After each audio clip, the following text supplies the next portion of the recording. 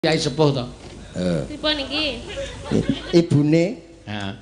anggere dandan nyelot apik. Seneng dandan iki. Heeh, seneng dandan. Aku wedok. Oh. Heeh. Terus napa? Nek lanang mesti senenge nyithak boto. Lah kok saged? Lah Nek jawaban kula nyetak boto. Ora ana wong anu jare wong meteng kok nyitak boto iki. lha ana lho le ngidam nyithak boto. Ya ora ana kok ya. Seneng lelat lit. Iya. Ngawur. Napa kok do bayangke sing ora-ora. Iki bener-bener simbahke kok. Ya no. Entek kintung tintak kintung. Amah ibune le kentir.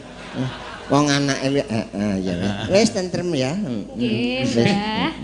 Rasah nyengko-nyengko. Le nembang sak penake. Nggih. Mesake. Mbok gek pamit we ngomong.